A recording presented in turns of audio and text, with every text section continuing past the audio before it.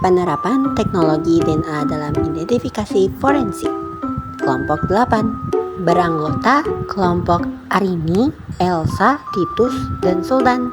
Bentuk kelompok terdiri atas 4-5 orang dan simak dengan sesama uraian berikut ini. Ada suatu kasus pembunuhan yang terjadi di sebuah rumah. Pelaku meninggalkan jejak berupa bercak darah dan puntung rokok yang terdapat sel epitel bibir tertinggal di sana. Polisi melakukan identifikasi forensik untuk mencari sang pelaku dengan menerapkan teknologi DNA. Ternyata metode forensik tersebut menggunakan prinsip genetika untuk mengidentifikasikan pelaku dengan kesamaan struktur DNA pelaku dan bukti yang berada di lokasi.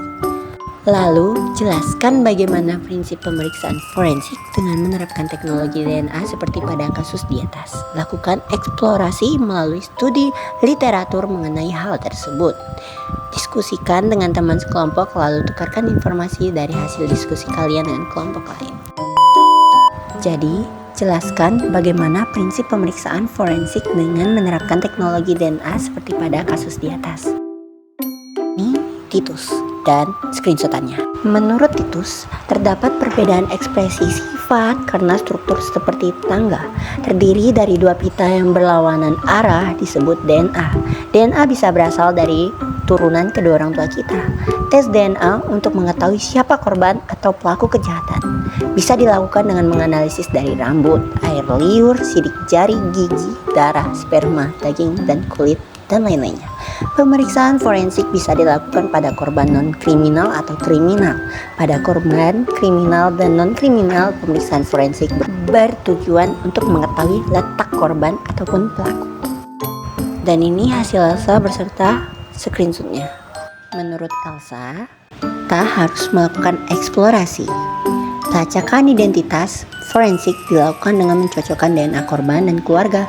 Berbagai sampel biologis seperti darah, rambut, air liur dapat digunakan untuk tes DNA. Salah satu metode forensik adalah RFLP yang mendeteksi fragmen DNA dengan panjang bervariasi. DNA dipotong oleh enzim khusus, menghasilkan fragmen yang kemudian dipisahkan melalui elektroforesis. Metode inilah yang akan memunculkan pito-pito unik untuk setiap individu yang dapat membedakan individu satu dengan yang lainnya. Terakhir ini adalah hasil Arini beserta screenshotannya.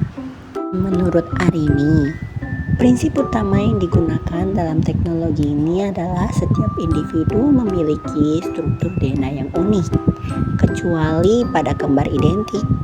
Metode ini diawali dengan ekstraksi DNA dari sampel darah yang ditemukan di lokasi kejadian, kemudian dilakukan amplifikasi dengan metode PCR untuk memperbanyak jumlah DNA yang tersedia.